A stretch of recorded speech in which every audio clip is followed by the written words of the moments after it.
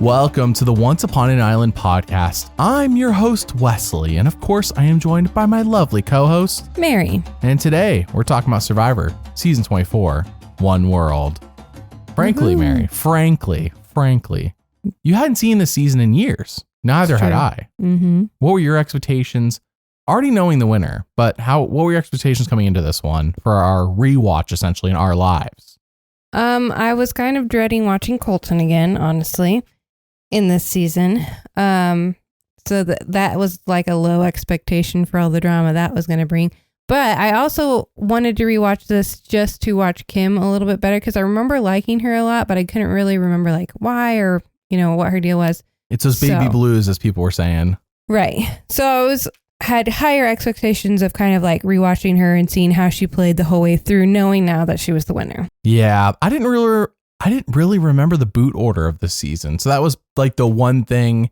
And there were some little moments I forgot about, because really you and I hadn't watched this since 6-7 years. Mm-hmm. And I've only rewatched snippets of it for videos I've done, but I've not watched the whole season. Mm-hmm. There's like only one other season I can say like I just don't remember like really anything, even though I've seen it. So we'll get there when we get there. But yeah, this one it wasn't a brand new watch, but it was definitely one that was like mostly, I do not remember most of this stuff. Right. So let's talk about what I think is the best part of the season, the twist. The One World twist, in my opinion, is so good they should do it again. Mm-hmm. Like, it is the best part of the season, and they just abandoned it after 4 episodes. Mm-hmm. Mary, what are your honest thoughts about One World, the twist? I like the twist. I'm with you. I think it makes it much more interesting, like especially with the heavy rain coming down, and one tribe has fire and one tribe doesn't have fire, and then there's random chickens that show up, and like who's gonna get the chickens? Like because you're and on. Are they gonna share? Right? Are they gonna share? So I think that adds just another layer that does make it really, really interesting. I don't think that they would ever split the tribes up again to men and women, and we talked about they did that probably so you just knew automatically who was on which tribe, which makes sense. But at the same time, I still think this is possible if you make sure everyone's wearing their buffs and they have bright colors. Like, it's not that big of a deal. We would get used to it, especially with an hour and a half long episodes. You will really get used to it. Well, these are all, you're talking about if they did it again. If they did it in Modern Survivor, you would really get to know the contestants and you would really know who was on tribe. But yeah, I liked it because like I was saying, like just both the tribes going through the struggles. We see the tribes going through struggles on TV. And it's in the same location. They got the same food sources. Right. But they got now the same everything. You can't like pretend, oh yeah, we've got fire and we're doing great. We have fish. Like they try to do like, we're good. Like just little stuff like that. I really think it's interesting and I enjoy it a lot. I enjoy hearing all the smack talk about the other tribe. Like frankly, like when each tribe is with their own people, they're smack talking and then other people just walk up on them. I'm like, man, this is brilliant. Mm-hmm. So I wish I know this is going to be in our question section, but I'm just going to address it up front because I was already thinking it. I've been thinking it for years. If they're going to do this again, I think the best way to do this is on a returnee season where we already know everybody. Yeah. So, because people have been like, oh, what if they just start the season off merged? And it's like, I kind of get why they don't do that. Not only for marketing reasons, because they get to market the merge is coming up. And I will let you know that consistently the viewership goes up for the merge episode. Mm-hmm. If you look at viewership for the past few seasons, we are currently recording this after 46, so cannot speak to the future, just the seasons that have been done, obviously. But point being is that the merge is an exciting time. So if you do it at the beginning, you kind of like blown it. Like not blown it, but you kind of like, what else is there? Like, what am I going to do midway through the season to mix things up? Right. Split everyone back up? That's nonsense. Not the Survivor wouldn't do that. But I think the best way to do a merge at the beginning, but without merging and having all the returnees together, that's it. Just do a One World twist with returnees. I think that's the best way to do it. We already know everyone, so we don't have to learn all their sad backstories, nothing like that. We don't have to waste time on that. We can just see people we want to see interact, even if they're on the same tribe. Yeah. Yeah. Yeah. And I think it's awesome. What we want in every returnee season, but they're always split up and sometimes they don't ever get to meet back up because they're on separate tribes. They got voted off pre-merge, but that wouldn't be the case here. Right. And I think with returnees, it'd be like everyone had like their pre-season alliances. That's what happens on returnee seasons. Mm-hmm. And it'd be like, well, actually, those all could come into play because even if you're on their tribe, you could information, idols, advantage, everything. Right. It would be chaos. Mm-hmm. And with longer episodes in the era we're in right now, I think it would work. So I'm hoping for 50. I know it probably won't happen. I don't think Survivor's even talked about doing this twist again, but One World twist would be excellent to do for Survivor 50. Yeah. I hope that this doesn't age poorly, or maybe ages wonderfully and they do it, but that's just, that's what I'm hoping for. Or it doesn't have to be 50, but I just think 50 would be a good one, but just a returnee season with One World would be really cool. So I think it's the best part of the season. The twist actually is the best part, and that's hard for me to say about most seasons. Like, it's usually not twist. Twist supports the season, but in this case, the twist, in my opinion, makes the first 4 episodes so good. Right. Like, actually, the first 4 episodes, in my opinion, are so good. Well, and also, I mean, we're just talking about like the different twists. Like the fact that Sabrina found an idol that she had to give to a guy. Yeah. And I'm sure that there was an idol that the guys would have found that they had to give to one of the girls. Or if the girls found it, do they just get to keep it? Is that how it worked? Because we never found out. That's true. Right. Yeah. So I think like that part of that aspect of the idols, even they went all out with the twist. So and that would have been more interesting had a guy found it, not Colton. Yeah. And they had to give it to the girls. Like Troyzan found it, who clearly was never with the girls, and he had to give it to a girl. That would have been interesting. That would have been interesting. Yeah. So I think there was a lot of good ideas here. The casting did not hold up at all. And I think they blew, and I never think they should have split up the One World. I kind of get why they did it in theory, but I don't think an execution worked out. So, all right, Mary and I are going to go through every episode chronologically. I did not take intense notes this season like I did for past, so this will probably be one of our shorter deep dives. Hopefully that does not age badly as well by the time we reach the end. But point being is that the theme song for this season is Creed One Last Breath. Just keep that in mind, all right? We're 6 feet from the edge, and we're thinking maybe death isn't that bad, What? Really, that's what that song's about. Death is not that bad, maybe. I know. Instead of watching One World. This season is not That's what I'm saying. Mary actually we finished the finale last night. Mary said, that was a pretty good season. I'm like, oof. Why are you outing me? You said people would tear me apart, and don't mention that. Yeah, but by me saying it, it's like people will throw their flack on me, maybe. Okay. Because I can get where Mary's coming from on it. However, I will let you know, Mary, that for the season rankings, that by the time this releases on YouTube, people have seen it, I assume. This season finished, I think, 3rd to last. That's fine. I do understand that. Or 4th to last. It's one or the other. I think I just came in with lower expectations from what I remembered, and it wasn't as bad as I remember. You were expecting Island of the Idols turd in your cereal bowl, and you're like, oh no, it was just cereal. And I have reasons, so I'll get to those reasons. I'm sure they start with a C and end with an Olton. No. What? No, I'm talking about why it's good. Oh, yeah. I thought you meant no. Mary does not like Olton. All right, so basically this is Men versus Women Part 3. The first 2 times, recap really quickly. They did it in season 6, The Amazon. The men actually should have won that season, but Jenna beasted her way through immunity challenges and then was sick or acted sick. Pick your one. And then they kind of ignored her. And by the time they focused on her, she won immunities and she won the season. She beat out Matthew at the end. So that was season 6. Season 9, amazing. The women ran the season, and Chris ended up BSing his way through a bunch of things, lying to the women constantly, working them against each other, won immunities when he needed them, and then he won and had a fantastic final tribal, one of my favorites. Fantastic season, Vanuatu, after episode 4. Now, this is part 3. Now, I know technically season 12, the men and women were split up by ages and by their gender. It was like older men, younger men, older women, younger women, but it was like one episode. And then episode 2, they just put them all together. And I'm like, why did we do this for one episode? So like, technically that's part 3 in season 12, but also it doesn't last long enough for us to even see how that works out. Right. I wish they had stuck to that twist longer. It actually sounded semi-interesting. I think the tribes are too small. They were 4-person tribes. They need to do 5-person tribes to keep that going longer. Anyway, so this is really part 3, officially. And here we see the women dominate, and this time they do not give up the lead like they did in Vanuatu. They take the lead and they put their foot down on the men. They do not let Tarzan could have slipped into the end and won. Well, you're talking about like after the merge, because if we're talking about just immunities, technically the men stomped all over the women most of the time. Yeah. I'm talking about post-merge. Like the women took the game and they did not let up. As far as strategy. Strategically in Vanuatu, the women had the numbers and they crushed all the men until it was just Chris. And they're like, okay, I mean, we can get rid of like a woman now, right? And it was like, they should have just gotten rid of Chris. would have done them all favor, but they didn't.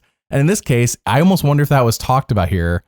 course, most of these people I feel like were models, not really fans. There were a few fans here. I'm not saying there weren't any fans. Troyzan was clearly a fan. Yeah, a lot of recruits and models is what I'm trying to say. So I don't know if they knew Vanuatu. Though Vanuatu is one of the seasons Paramount did put out on DVD, therefore it was accessible at this time to watch, regardless of streaming service. So, point being is I wonder if Vanuatu's brought up at all, like, hey, we can't let a man slip past, because if he does, he could pull a Chris. Right. It wasn't shown on the show if that was said, but I'm curious if that was ever brought up. Because Tarzan, like, when it comes down to Final 6, I'm like, Tarzan could finagle his way into Final 3. Like, I could see the men all just hate voting Tarzan over all the women. That's 5 votes. I don't, with the jury's only 9, that's more than half. That's a win. So anyways, we'll talk about it. I was blown away rewatching. I was like, I did not realize Tarzan actually could have won this season. That's not how I remember it. Right. I just remembered Kim running it and it wasn't close. And I mean, that is fair, but I did not realize Tarzan could have won the season. Like, ridiculous to think. So anyways, Men vs. Women Part 3, Mary. Do you remember the other 2 parts? I know I just recapped my thoughts. I mean, I remembered Vanuatu. I didn't remember the first one at all. Men vs. Women, the Amazon. That was so long ago. That was our first deep dive we ever did. Years ago. Like 4 or 5 years ago. We were children then. Mere children in our late 20s. All right. So what did you think overall about the Men versus Women twists of this season? I enjoyed it. I thought it was fun. I mean, it's always fun to get like a real rivalry going. Like, it's hard to get a rivalry going sometimes. That people care about. Yes. When you don't know the other tribe, you don't know much about them, whatever. You know, it's like, oh, we'll beat those guys, whatever.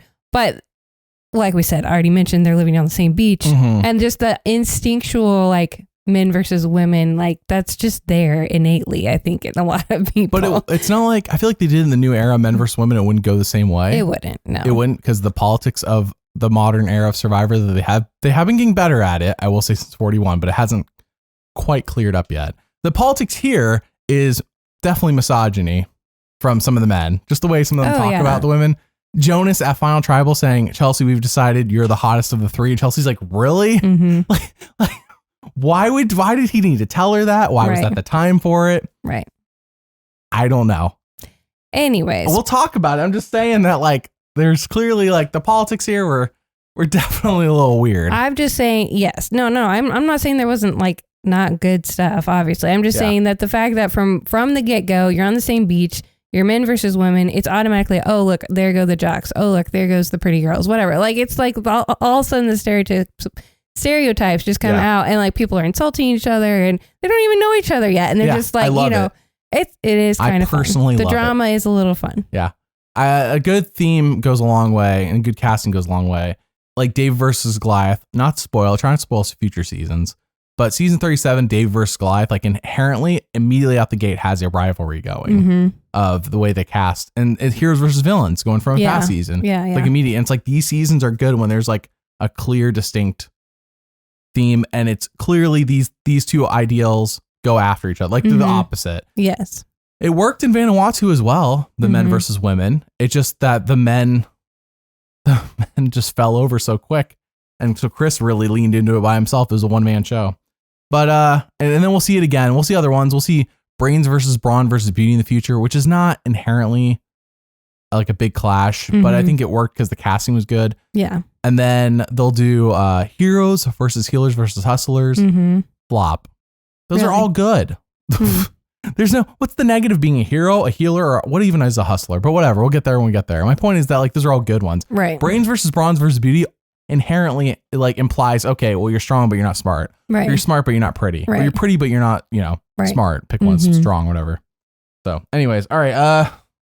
We are going to fly through this. That was really the main things I want to talk about. Okay. Because we're going to fly through this. So some of the things I wrote down that I thought were funny. Troyzan says, he can't be Tarzan. I'm Troyzan. And you know, casting picked these 2 people almost certainly because these are their nicknames. Yes. Or is Troyzan his real first name? I have no idea. Could you Google that one for me while I'm talking about this? I know Tarzan. I think Tarzan picked Tarzan to cover up what I don't even know his real name is, because he's a surgeon and he's a doctor and he wants to be respected. But he went on the show and he acted silly, and I think he knew he was going to do that. So he's like, call me Tarzan. Sure. I don't know what his real name is. I'm sure you can Google it, but no, Troyzan's real name is just Troy. Yeah. But he made it Troyzan, and Tarzan picked. And then, casting knew what they were doing there. Anyway, so the season starts off kind of basic. They're on this, by the way, we're back in Samoa again. This is going to be the last time we're in Samoa ever in Survivor. Pretty location, but I get why they moved on from it. Anyways, the men steal items from the women as they're pulling all their items off that truck in the first minute or two of the show. And I want to point out that when Rupert does this in season 7, hero. Oh, amazing. Brilliant, Rupert. Great job stealing their tribe's shoes and stuff. Heroic music, great edit. Here, the men are treated as evil, and they get like this music and edit and oh, I can't believe they did that. That's so devious. Okay. Rupert does it, hero. Okay, but I have a note on that. Okay. The expectations are set in Rupert's season because you are trying to be a pirate. You're trying to go into the city and steal, bargain, bag, whatever, get as much supplies as you can. So the expectation is you are a pirate, do your worst kind of thing at the beginning of the challenge. And this challenge is just everybody grab stuff. Okay. There's no expectation set of it's okay to steal from each other. We just nobody's pirates. No, it's that was a really low blow, I feel like. But Rupert, you're talking about me making a low blow? No, the men stealing from the women I'm not making a low was blow. a low blow. No, all I'm trying to say is I get that theme of the season is pirates, and therefore it makes Rupert a hero. The theme here is men versus women. Shouldn't you do whatever you can to give so if the women had stolen from the men, I'm just saying either way. No, either shouldn't way. it have been, oh, great, you helped your side? No. All right. Okay, I'm just pointing out disagree. the difference in storytelling. Yes. The storytelling could have painted Rupert as the villain. Ooh, he's an evil pirate. We never really got their tribe's perspective on what Rupert did to them. Sure. So it made Rupert look like a hero. Oh, Rupert's so smart. Look at him acting like a pirate.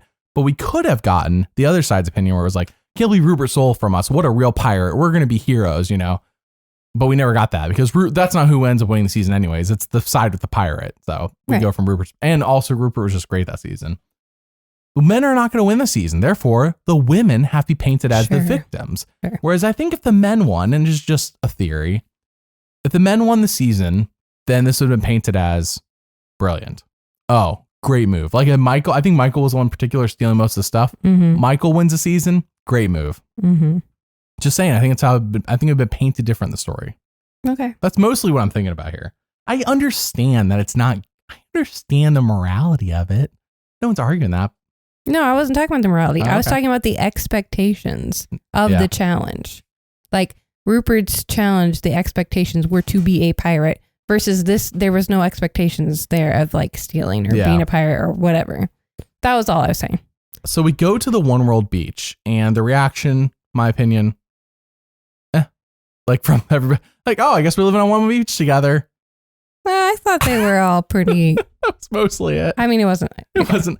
I think this is what you get when you get a bunch of recruits who don't really have knowledge of how Survivor is. Mm-hmm. I think if you do this with a bunch of, if you do this in the new era, you do this with attorneys, anything like that, you're gonna get a bigger reaction. Mm-hmm. Oh my gosh, they're doing this again. Yeah, sure. I can't believe we're off to live on one beach. This is not my strategy coming into this game. I did not expect to live with the other tribe, But here it's people mostly, I feel don't know about Survivor beyond what they were shown by the show. Yeah. Preseason. So probably heroes versus villains, I'm assuming, and maybe another season. I don't know what they were showing at this time. Maybe China, something like that. Mm-hmm. The good seasons at the time that they considered. Yeah. I just feel the response is oh, guess we're living on a beach together. Oh, isn't that a little crazy? Yeah. And that was fun. it. Yeah. And sure. I'm I remember the first time we watched this and we watched the preview, I was holy crap, they're making them live on one beach together. It's amazing. I had no idea the season was going to suck. I just thought the twist idea was amazing. So Mary, what do you think about Colton's, I don't even know if you call it a strategy, him befriending the girls? What do you think about it? It was a good choice for him. I mean, obviously he fit in well with the girls in the beginning. They did eventually get annoyed by him. The honeymoon period wore off. Right. The honeymoon period wore off. But like we're talking about, this is a good strategy, even for anybody when you're living on the beach with the other tribe, to go ahead and try and make friends with the other side, as long as you don't alienate your own tribe. Colton, I think, did alienate his own tribe, but then we're shown that he is running his tribe. Well, that comes after, which does come later. He's an idol find, in my opinion. That's when he gets power because they're all too scared of the idol. Yes, sure. But I'm just saying that it is a good strategy to be oh, hey, I'm going to go help the girls do this or whatever. As long as you're letting your tribe go, hey, I'm only doing this to go spy on them or whatever. It's not a bad strategy. He could have gone about this better way. He could have gone about it a little bit better. I think overall, it didn't necessarily hurt his game too badly because he, again, seems to be in a big power position and until he goes out. But yeah, it's not a bad strategy. He could have done it better, but it's not a bad strategy. So we do see Chelsea catch 2 chickens, and then the women cannot get their fire going. So they offer a chicken to the men, and the men are like, no, we don't want your chicken. Yeah. And I'm just like, why? A bunch of egos on both sides, in my opinion. Yeah. Like a chicken for fire, in my opinion, I guess on one hand, they're still kind of full. I mean, they still got food in their bellies. I think it's like day 2, maybe. Day 1 or day 2. Probably day 2. But at the same time, it's a chicken, you know? Like you could eat it any time. Yes.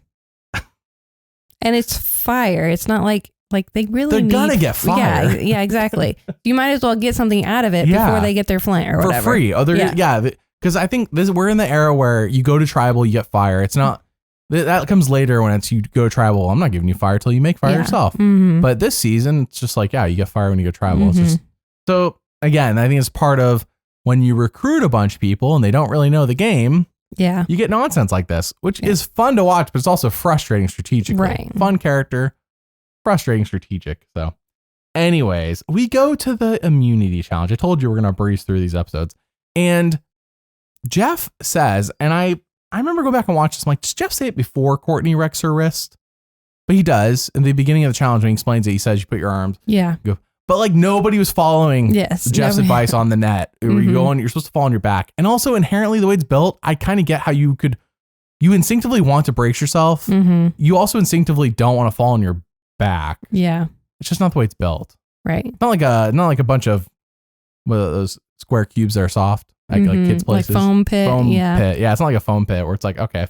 Even though the foam pit, I wouldn't want to do that because I would want to be able to breathe. Right. I don't want to fall on my head. I think it's that everybody's worried about their head. So they don't want to fall on their back. Mm-hmm. It's just the way it's built. Yeah. So I'm surprised only one person got hurt. Well, no, really 2 did. Nina wrecked her face. Mm-hmm. Like her face. I think she landed on her face. I don't know. Yeah. It looked like a rope burn. Dude, and her lip was all like jacked up. And she doesn't stay on the season long enough for us to see if she recovers from this. I don't remember her face looked like before she wrecked it. I just remember how it looked after she wrecked it. I'm sure she recovered. And Courtney ruins her wrists. Only woman, as of the time of the season, to be medically evacuated from the game. Crazy. I know. Isn't that? I told you that, and you're like, what? No. And I'm like, yeah, only woman. Probably because, never mind. To be medically evacuated. Other women have quit the game. Mm-hmm. No woman has been medically evacuated besides Courtney. So. Crazy stat. Jeff does offer them to run the rest of the challenge. The men say, no, we'll take immunity. And the women are so mad. And the men, especially Troyzen's like, you would have just taken immunity too. And I think they would have. Yes, obviously. I think they would have as well. Yeah. I think it's correct. Good call.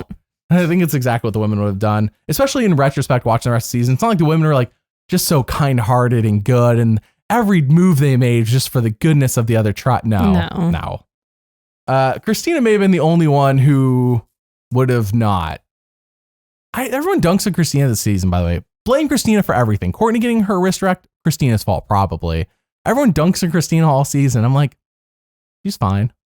Well, we are not. I wasn't living with her. Yes. Yeah. I wasn't on the One World. When almost every single person that lived with her had something negative to say. Yeah.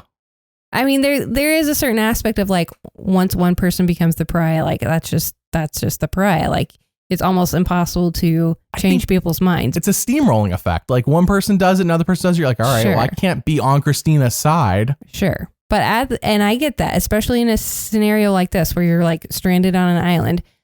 But at the same time, when multiple people are saying the same thing, there usually is a reason for it. We go to tribal. Christina and Alicia fight there. Yes. Which is the only time I remember Christina just like, I'm like, what are you doing? Mm-hmm. Christina and Alicia fight at tribal. By the way, again, if they had watched the show Survivor, they would know no one's getting voted off at this tribal. Courtney's not there. Mm-hmm. We're all just meeting here just to talk. Mm-hmm. You don't fight. There's no need. No one's going. Right. But they do it anyways because we got a bunch of recruits in the season. Courtney's out of the game, but the fighting is just like, come on, guys. So episode 2, Alicia says, if Christina were drowning, she would just look the other way. Yeah. Alicia and Colton, I think, were meant to be. Not like, it's Colton's gay, so not romantically, but meant to be as friends. They are definitely villainous partners. When they team up, it makes sense, because Alicia is just like Colton as a woman. in a lot of ways. So we then get a reward challenge without Jeff. Just like so weird. Lame. Yeah. They did this in Samoa one time and we were like, okay. Mm-hmm. I get why you did it one time, but here they did it like twice this season. I'm like, both times, like, why? Yeah. But I did notice Jeff during challenges kept emphasizing, this is something you could do in your backyard. Yeah, maybe that was the goal. But still, it was just lame. Execution was It's lame. not as fun. Like Troy Zan's trying to be Jeff and narrate and stuff, and it's just I don't even know if this is that challenge. I get both of them mixed up. Oh, there's two. He narrates the That's second right. one. Yeah, the second one where they're throwing the stuff. I forgot that there was two. Yeah, this is the first one, and I forgot what they're doing. I think it's the one where they untie they had ropes. a rope. Yeah. Mm-hmm. No one's narrating this one. Yes. They just cut the confessional. So the men win. Whatever. Russell Hantz is mentioned by Jonas. This is probably the last time his name is mentioned on the show. But I want to point that out because it's like the moment he shows up in season 19, if he's not on the season, he is mentioned by the show. At 21, he's mentioned once. 22, he is there. 23, his nephew's there, so duh. And here in 24, he's mentioned once. Right. So we get a streak of seasons from 19 through 24 where Russell Hantz is at least mentioned. Right. Or if he's not on the season himself, which I think is a wild streak. It is. It's not even Boston Rob got this kind of like recognition, you know, like Boston Rob was mentioned by Coach in 23. Yeah. His coach, like Boston Rob's kind of like exposed how the returning game should go. So directly connected. But here's just like Jones just saying, oh yeah, Colton's worse than Russell Hantz. And I'm like, no. Right. So anyways, Russell Hantz compared to Colton. Russell Hantz, my opinion, is worse. What do you think? Oh yeah. I mean, Russell Hantz, I don't know. Like he did have some method in his madness, and it felt like Colton is just madness. I don't understand his strategy half the time. Colton's game's so destructive that he's never going to win. Yes. So when we're saying worse, I mean like personality. Colton's worse. I could say that. I will say this. You have mentioned that you have heard like podcasts and things from him after this, and it seems like he's matured and grown. She's talking about Colton. I listened to his Rob as a podcast interview. Yeah. So like it seems like he's matured and learned from his lessons, which is great. So we could say like he's just young and he's making dumb mistakes versus Russell's like he was kind of already set in his ways when he started playing and he never really changed. I'm 95% sure Russell's the same today as he was in his seasons. Whereas Colton might be better based on what I heard on a podcast. Again, but that's like a controlled situation. Colton may have been great preseason interviews and stuff, you know, but they didn't expect this. But then they love this because they brought him back again. Oh, yeah. They love the chaos. And Jeff, during the reunion, which Mary and I did not watch, by the way, the reunion does say, oh, what if we have Colton back next season? You know, Jeff, what are you doing? Stop it. I almost wonder, because next season, very briefly, next season does have 3 returnees who all got medically evacuated. You think Colton's supposed to be one of the 3? He could have been. Like, but why would he not have gone? I think he would have been there in place of Penner if I had to pick one. Because we got Scoopin, who got his hands burnt off, I think was guaranteed to be there. Russell Swan almost died like during that challenge in Samoa. Guaranteed to be there. Those are 2 like legendary, and I hate to say it that way, but we know what I mean. Legendary evacuations. Like those are like, wow, burned in my brain. Penner, guy's knee infected. Like not the same. Okay, fair. I guess. So I think they wanted those 2 plus the most recent one, Colton, and they either held off on Colton for, I don't know why, probably because the reaction to Colton. Maybe they're like, oh no, let's do Penner instead. Great choice, by the way. Penner's great. So, anyways, Colton's terrible. He tells. Okay, so where am I at? At this point though, we're at episode 2. Both the men and women are now annoyed by Colton. Colton's warm welcome is worn off with the women that quickly. He does get an idol from Sabrina, and he tells his idol about the tribe. He tells his tribe about the idol, and all of a sudden they're like, "Oh my gosh, Colton is a little G god. We must do what he says." I didn't know that's how it worked. Well, and I was wondering about this, like why? I understand there didn't seem to be any strategist on the tribe except for maybe Troy Zan. Maybe. But all you have to do is split the votes. Like he's not all powerful just because he has an idol. But that's how they treat him. But they didn't have, I guess, the strategy to think through that. I think they were just also worried about his, like, he's just so crazy. Like, he's so unpredictable. You don't know what he's going to do. And he does seem to have a plan in his craziness. So why not, like, go along with it and hope that you're not on the end of his craziness? I don't know. I don't know what would have happened. But it did seem like they just all of a sudden were like, oh my goodness, we have to follow Colton. And it's like, why? It was perfectly timed, though, for Colton because as I just said, everyone was annoyed by him at this point, Yes. men and women. Sabrina gave him the idol, but then she became annoyed by him. Like she regretted giving him the idol. So then Colton's like, I have the idol. And everyone's like, oh no, can't touch Colton. Colton, we must listen to everything Colton says. Yeah. So go to the immunity challenge, Mary. Mm-hmm. And we have to do the balance beam, Mm-hmm. which I have not seen them do this specific challenge, I believe, since Vanuatu, when the women beat the men pretty easily. Mm-hmm. The women of that season, I think, were also, how do I say this? Like they had similar body builds, the women of this season, from what I recall. Like it wasn't like it was a bunch of petite, thin, slender women on season 9. Okay. There were also women with curves, because this season it's act like, oh no, boobs are getting in the way of me winning this challenge. But really it was almost stupidity. Yeah, it was just inept. Yeah. Ineptness. But it was like the women were like, oh no, like your curves. But if you watch the example, and for those who are wondering what we're talking about, this is a challenge where you have to only touch one person at a time as you go past them on a balance beam, and you can't touch another person. So the goal is to get everyone to the end of the balance beam, but like the person at the end has to go past everybody. Mm-hmm. So ideally you do like your biggest people at the end, so they have to do the least amount of passing by people, I guess. I'm not sure if that's the correct strategy, but it seems like the strategy. Kat's like the one leading the women, like the first one to go, and she does not get it. Yeah. And she'll just jump in the water too when she doesn't need to. Like she'll just, but I realized during mid challenge, you could just shove people off and keep going. If the person falls off, that's not the one passing others, it doesn't affect the progress of the challenge. The challenge is essentially broken if someone had figured that out. I don't know if it did affect the progress. I think the person had to still get back. You got to wait for the person to get back up on the ramp and try and pass them again. Is that how it went? You didn't have to jump in the water, but you had to wait. What? That's not how it seemed to be. It didn't seem like that, but like there has to be something in place for that. Here's the thing. Survivor sometimes has holes in their challenge, and once you expose it, they fix it the next time. But sometimes there's a hole they hadn't thought about. And they probably hadn't thought about, what if somebody just shoves everybody? What if everyone just falls off the balance beam, oops, and I just pass them all?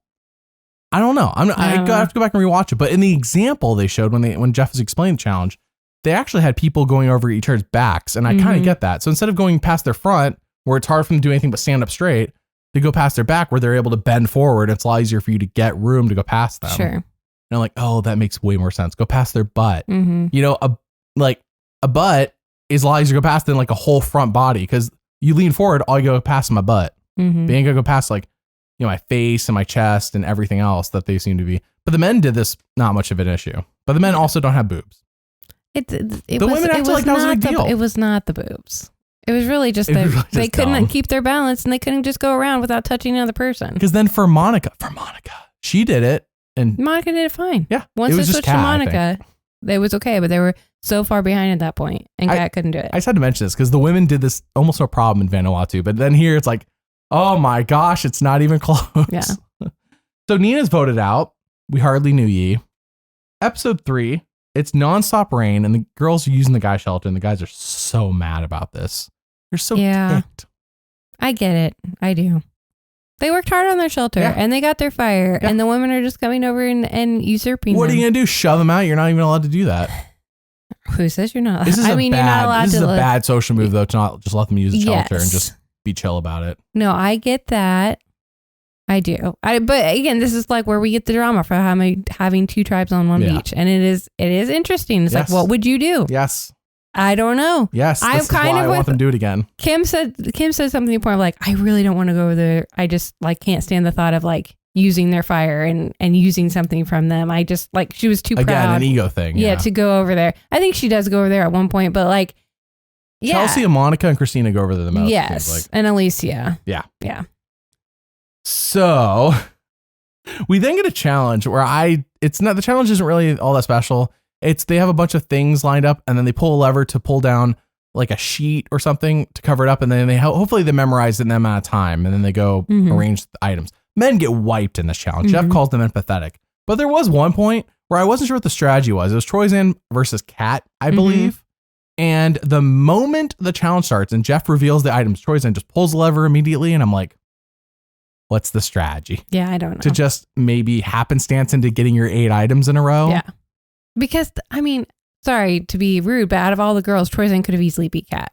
Like, if you had just taken... They went like 7 or 8 times. If he would have just taken a few seconds and looked at it, I think he could have beat Kat.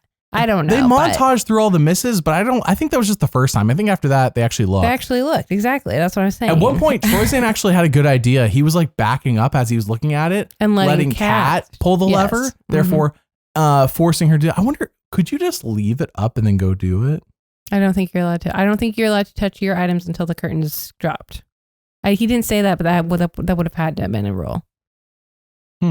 Yeah, I just think about again. Could you break this challenge? That would be the closest to breaking it. Is just like Troyzan was on something. Back up and let her pull it, so you get longer to look at, and you're closer. Yeah, he didn't win it though. Kat won it still. So apparently, it's a good strategy. It's just that Troyzan wasn't the right person to do it. So, anyways, the women win. They win in a shutout on that one. Colton at this point is I think he's mad the women want things. I don't remember the context of this quote, but Colton says, "I'm a Republican and I don't believe in handouts." Yeah. And the irony of this statement coming before, I believe it's this episode or the next episode, where Colton says basically that he's rich, has a maid who's black, and therefore that's his black friend. And yeah, so he has a handout. It's his parents. His parents are his handout.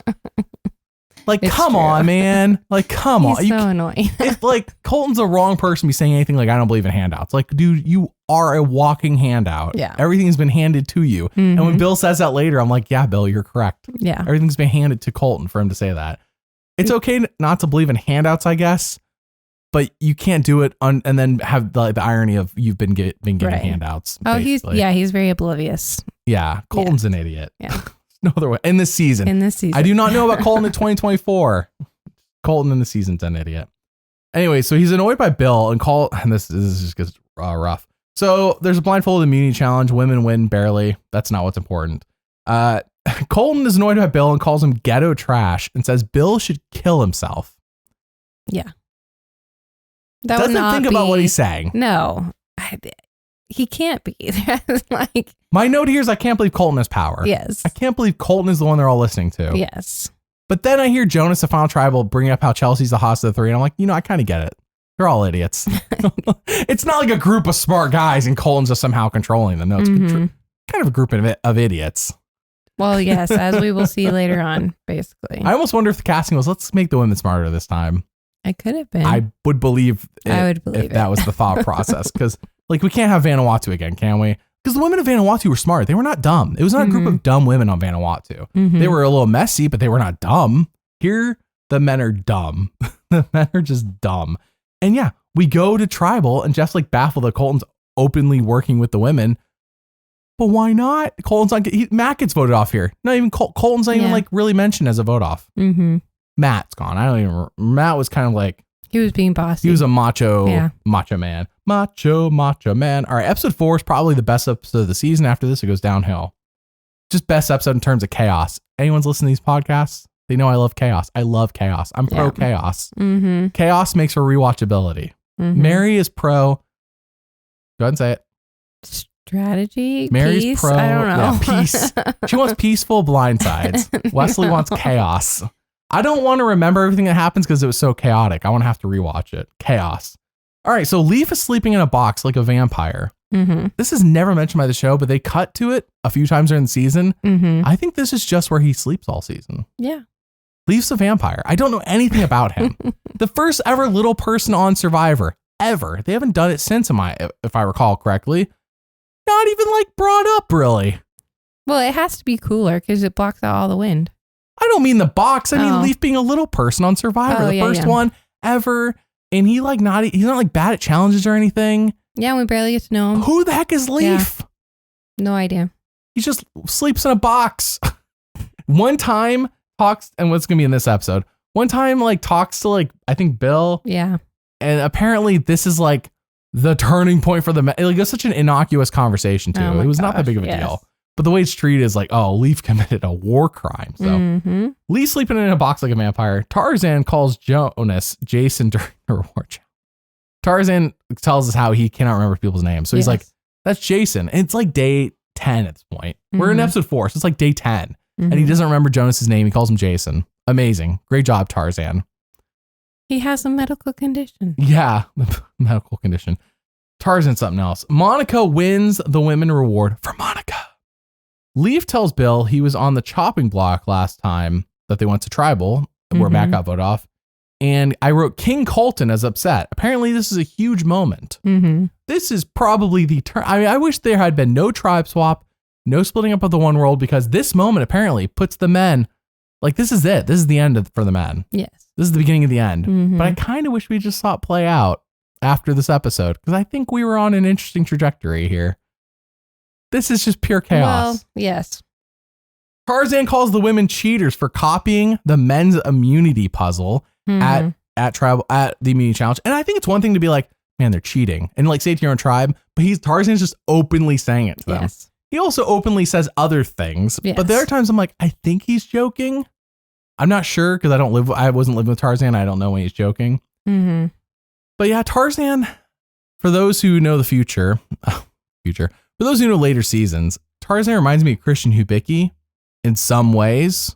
And that's the closest person I can compare him to, because he just says nonsense at tribal. Christian used to do that all the time. Christian does that all the time in his season.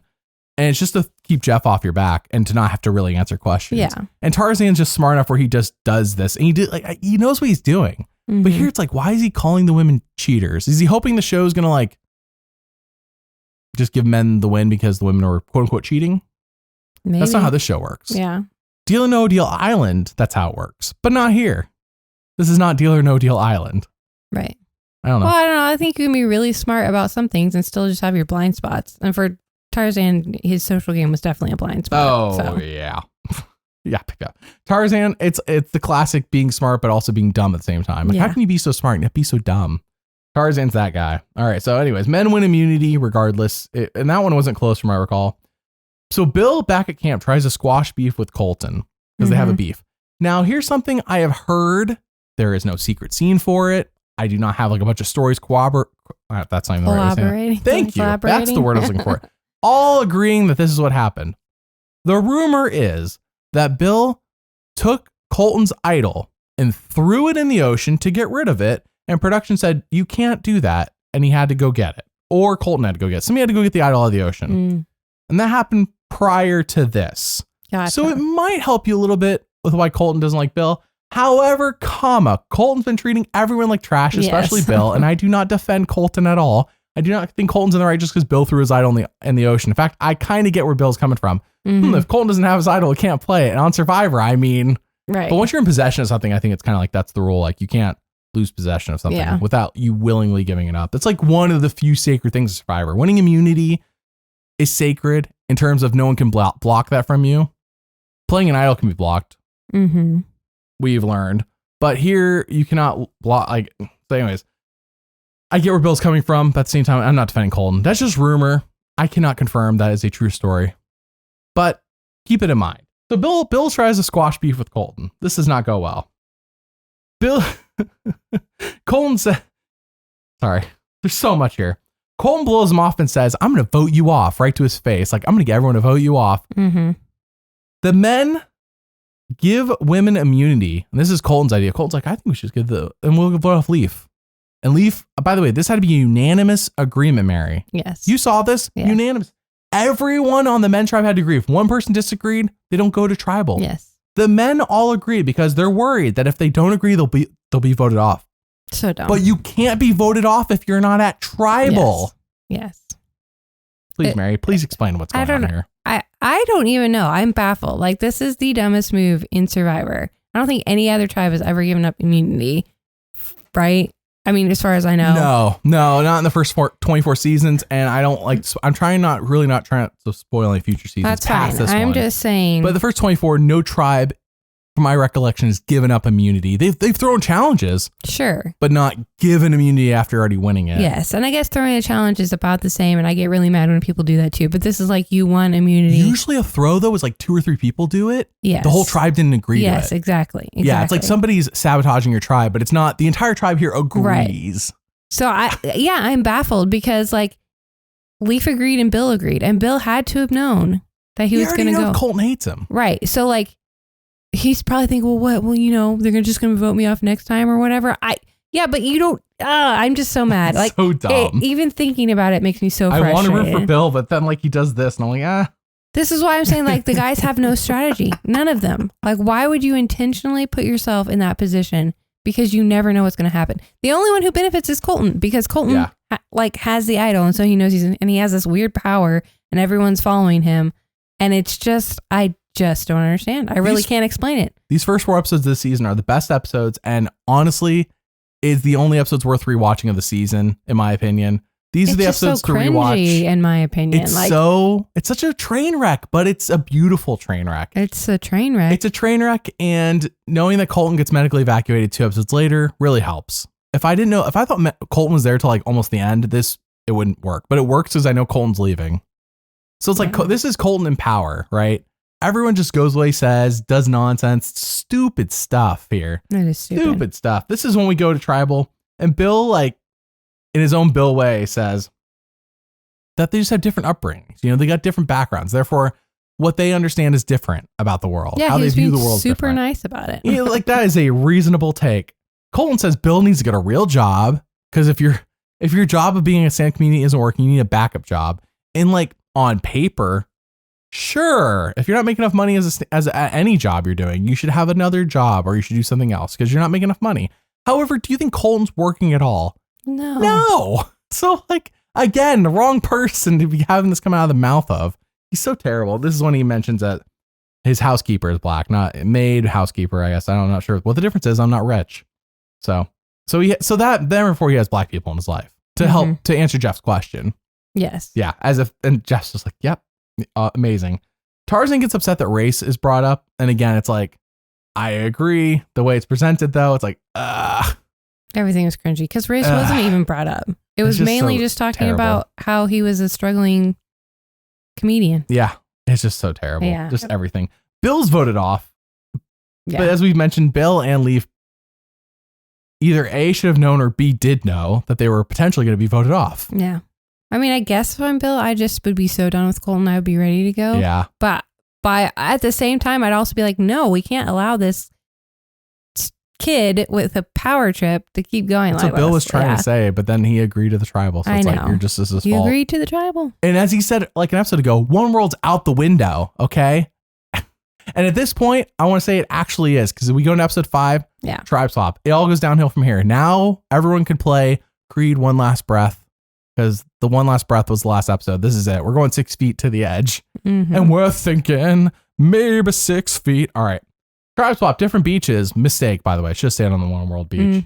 Solani wins reward / the One World Beach. Never brought up again that this matters. Like their tribe builds their shelter. Amazing. Like their new shelter on the other beach. Great. That's it. And the Solani tribe's the stack tribe and the other tribe's not. So Kim finds an idol. This will never be played, so don't even think about it. Bonanno catches a chicken and it escapes out the back of their trap. And Colton's like, this is why my tribe's a bunch of idiots. Whatever. Solani wins immunity. We expected this because they're the stack tribe. Tarzan still doesn't know who Monica is, which I thought, it's not even like they were on different tribes. They were all, I mean, they weren't on different tribes. They were all on the same beach for 14 days, and he still doesn't know who Monica is. For Monica. By the way, Monica this season, non-factor. I say this because she's going to come back in a later season, and that's where I remember Monica from. Well, we have talked about the men a lot just because they have made so many mistakes, but the season itself focuses on the women so much, and Monica is like the mother, the provider, the only one doing really well in challenges. Like, I feel like, sure, she's not as big of a character as she will be maybe later on, but she is a much bigger character her next time playing. In my opinion, she was still important in the first half, or in this up to this point. I don't think this is spoilery. Monica and Colton both come back again to play, and they both play in the same season. And I thought it happened this season, but it doesn't. It happens the next season. Monica says Colton's like a baby in the way he has to be treated. He's like a child. He's so needy, and it's frustrating, and it sucks the life out of you. Yeah. And I thought she said this season, but no, it's next time. But as I said, not really spoilery. The way she describes him, like, I'm actually surprised she didn't say it here, frankly. Yeah. But so Monica's voted off. Unfortunate for Monica. I can't wait for Monica's next season. For Monica. All right. Episode 6. Colton trash talks Christina to her face, calls her a cockroach. Yeah. Did I mention Christina has, for first 5 episodes, you wonder why One World wasn't good? You just blame Christina. Everything is Christina's fault. Mary rolls her eyes at this joke, but I'm standing by it. Christina, the whole season, it's Christina's fault. And Kim has options. Yes. I didn't really notice Kim saying options so much until the post-merge, but I'm sure she said it here. I'm sure she did. Sure she was saying it, and I just wasn't fully paying attention to all the options Kim has constantly. Options. And Christina ruins everything. She's a cockroach. Colton says to her face. This is why I don't like Colton. He's just like... No one likes Colton. So rude. Kat had a dream that Alicia will kill her. At the mall. At the mall. Well, it doesn't happen at the mall. It actually happens this season. I mean, Alicia is part of the team of people that votes her off. I want to mention, though, in case I forget later, Alicia and Kat have a big fight on Ponderosa. Epic. I put it in the One World Secrets video, and I'll include it when I do. I'll figure out how to include it in somebody's story video. Maybe Kim's. I don't know. We'll see. Right now, story video voting is happening, so I don't know who's going to be picked. I know Kim was going to get one. She's the winner. So who else is going to get a video? I don't know, but I'll include it there. Anyways, point being is if you can find those Ponderosa videos, watch them when Alicia is voted off, because Kat is so salty. Her and Alicia, like, I don't think they fist fight, but man, does it get close. Like, they're just screaming at everything at each other. Alicia's at Kat's wedding in the future, in the real future. Like, well, Alicia is part of the bridal party. Her, Kim, and Chelsea, part of Kat's bridal party. You can see it on Instagram. I looked the other day because I was like, I wonder if they're still friends. They are. All right. So anyways, so I guess Alicia doesn't actually kill her in real life that we know of. I don't want that. But the dream is just foreshadowing for the show. Yes. Because Alicia and her are still friends. That's what I'm saying. Like, it's not like they're like no longer friends or anything. So anyways, during the reward, Colton calls Alicia a curse word that I just wrote the down because I'm like, I don't even know what the curse word is. Christina. He was calling Christina that because remember they kept yelling at her because she was going so slow when it was her turn, and she was like running. Yeah. I don't know. The way they treated her, I would have just walked. I would have said, screw you guys. Screw you guys. I'm going home. Again, though, Colton does not change his next time playing. He's like this. I was rewatching some segments for the season rankings video, and I ran across Colton screaming at another player.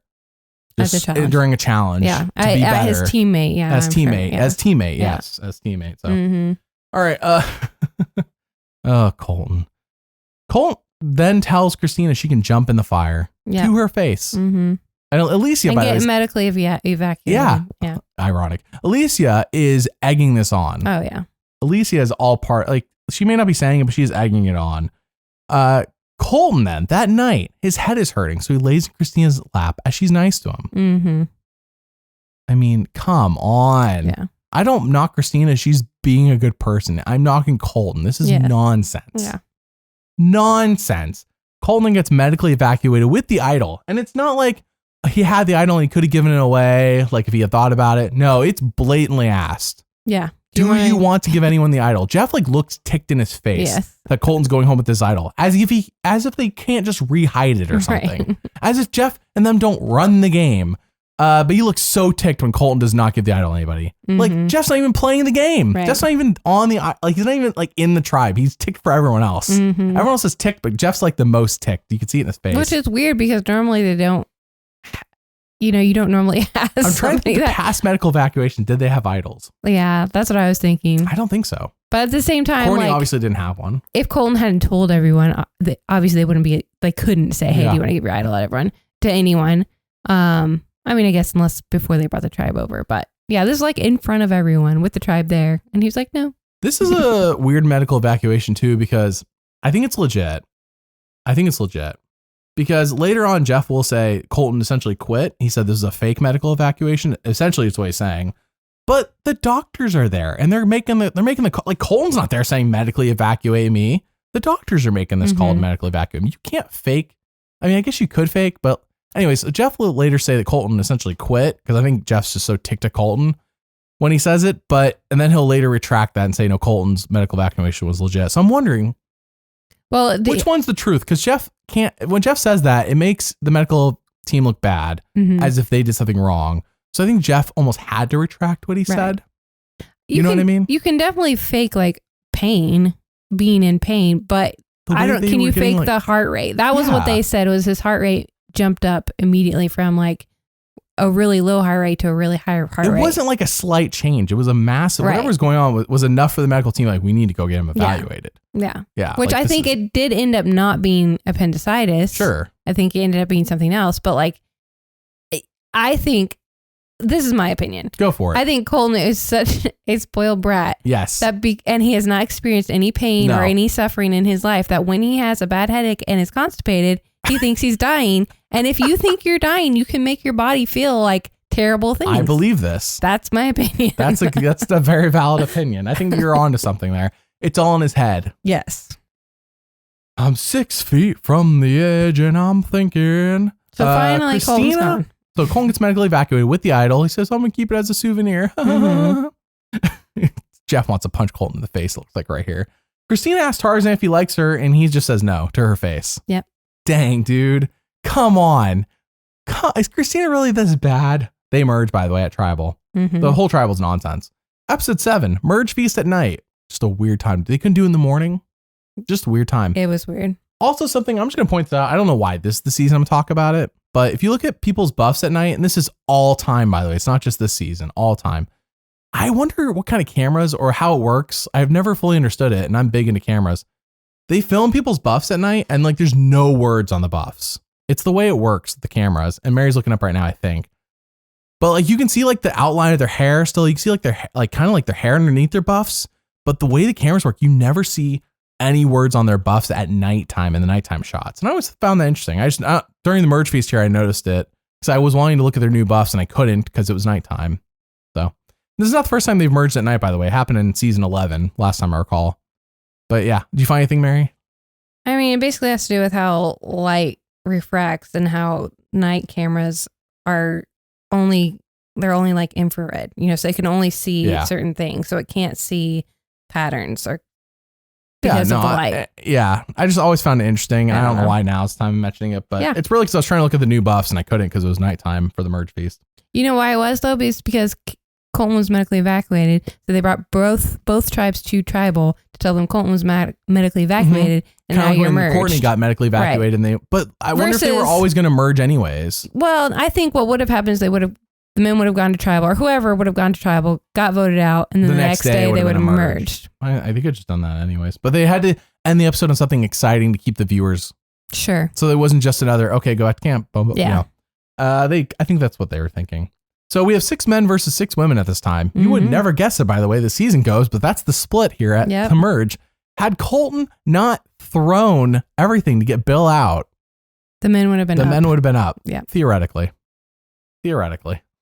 Sure. So Troyzan says, this is my island when he wins reward. Now he did say this other times and I just forgot to write it down. I just want to point this out because it's a big thing when he wins immunity later. This is my island. This is my island.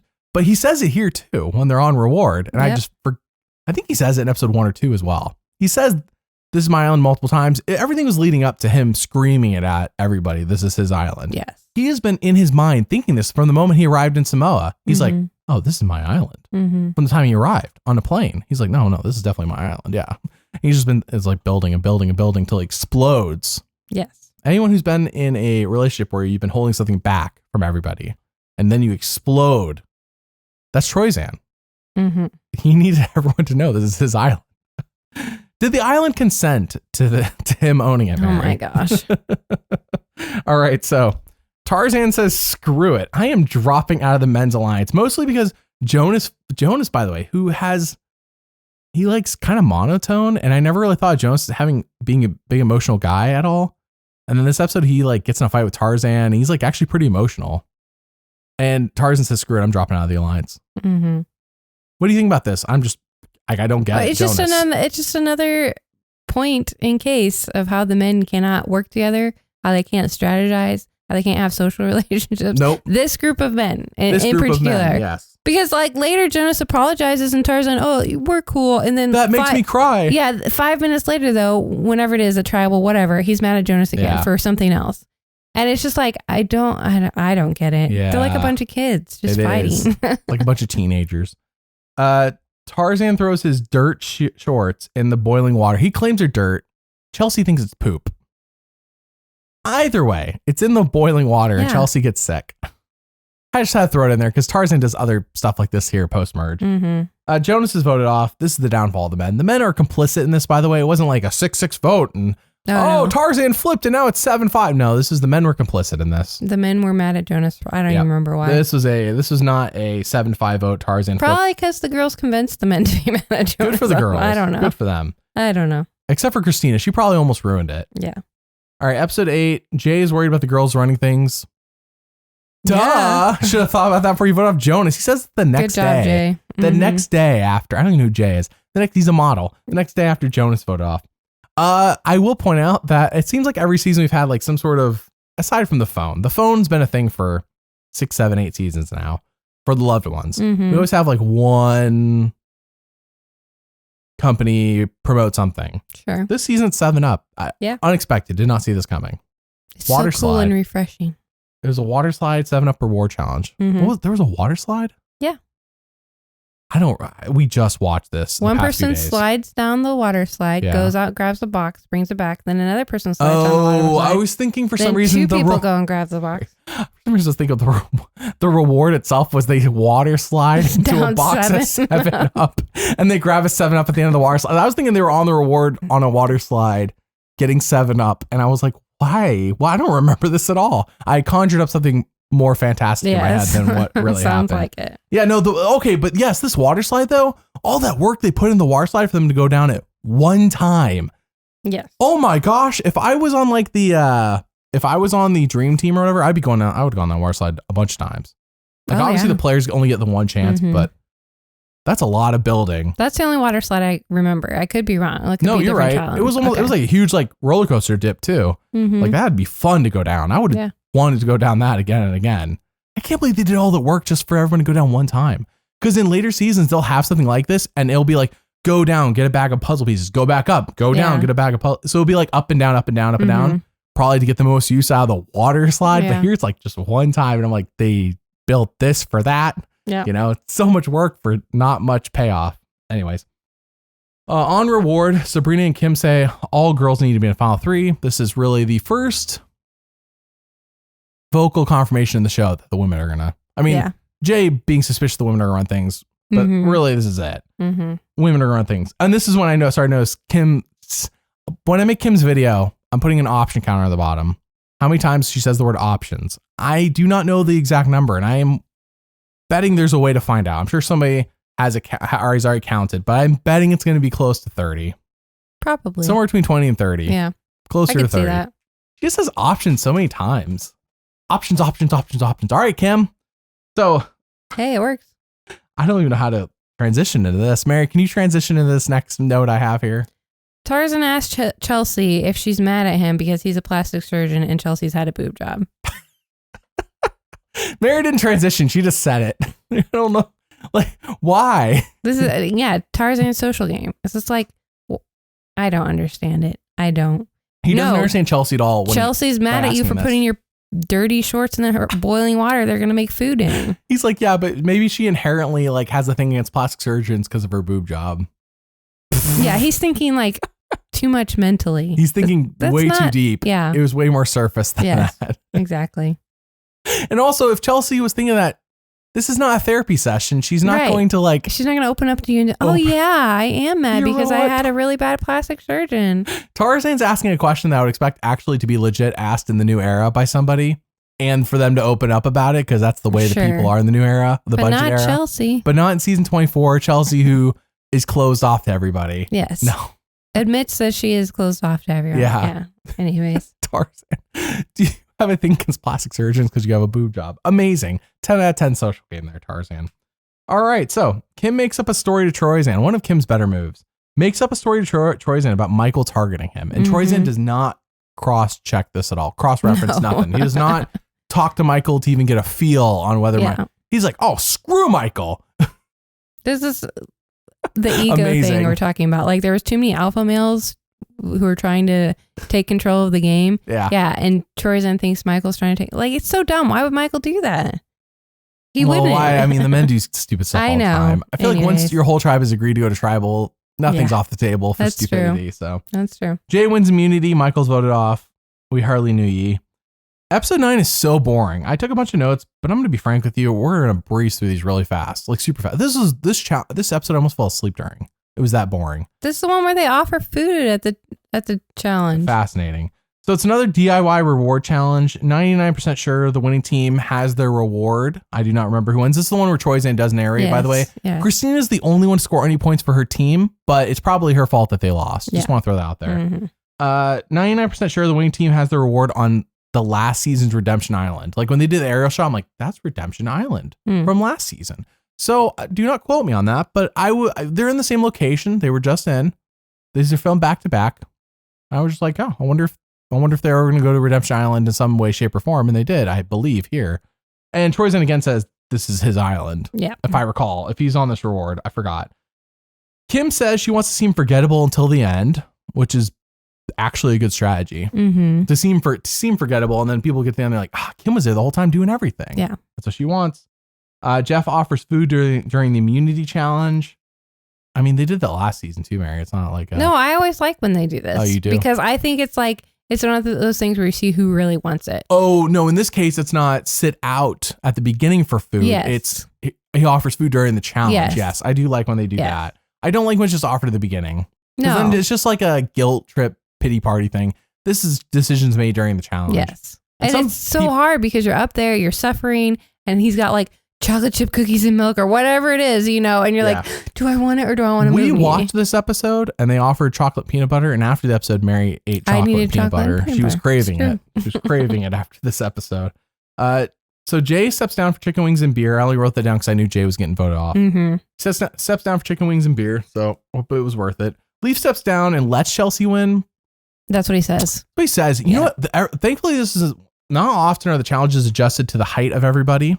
I want to point that out. Like all the team challenges were not adjusted to Leaf's height. He just had to adjust. That's why I'm like, Leaf had to be more interesting than what they portrayed him as. Like dude's out here beasting through everything else that everyone else is doing in the same challenges. This one though, it actually is adjusted for height. I feel like Leaf had a little bit of advantage. If you look at the slack that he had on his rope coming off of his arm and you look at Chelsea's, I'm like, Leaf has more slack than Chelsea. In my opinion, I was not there. I just what I saw on TV. So I thought Leaf was going to win. I really thought he was going to come out winning this because he had the advantage in my opinion. He doesn't. He gives it up to Chelsea. So I want to throw it out there. I don't think the men ever win an immunity challenge outside of Troyzan winning that one. If I'm recalling, I think Kim and Chelsea and Alicia dominate. Yeah. Get all the rest of them. So, all right. We go to tribal. Troyzan wants to idle out Kim. Great plan, actually, because he finally realizes what's really going on around here after Michael's vote off. Jay tells Kim what Troyzan's trying to do because Jay's an idiot. Yes. Troyzan plays his idol unsuccessfully. Jay's voted off. Yep. Cool. Episode 10, Troyzan was upset. And we get a 2-episode arc here where I think is actually the best post-merge episodes. First 4 episodes were good of the season. These 2 episodes are good because it's basically Troyzan versus the world inherently, just like Vanuatu, only that was the whole second half of the season. This is a good couple episodes. He's upset. Chelsea says, take your loss like a man, which is easy to say when you're on top. Oh, yeah.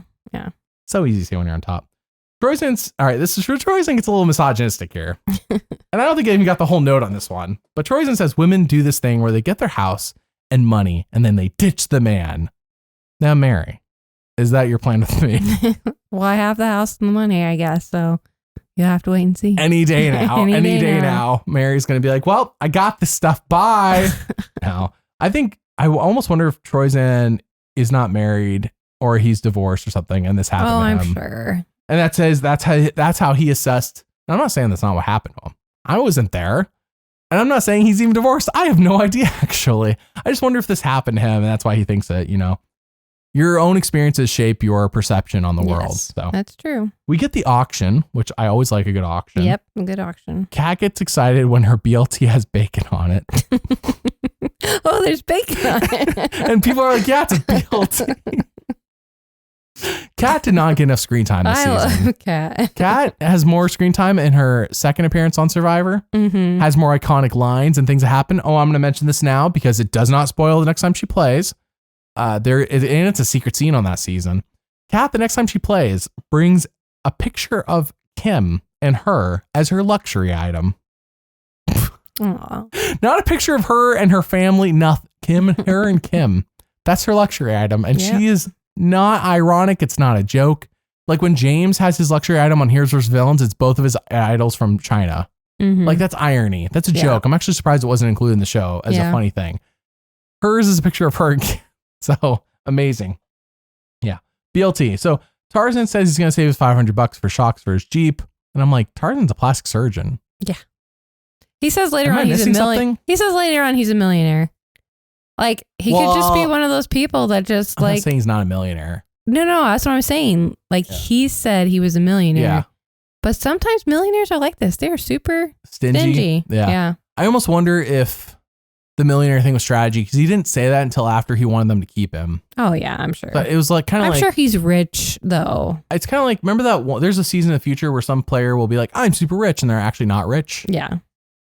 As it turned out, I wonder if that was, but in Strategy. this case, Tarzan actually does have money. Whether he's a millionaire, but he has money. Yeah. $500. He acts like he's a teenager in college, So he ends up buying the letter regardless. Troyzan buys the challenge advantage.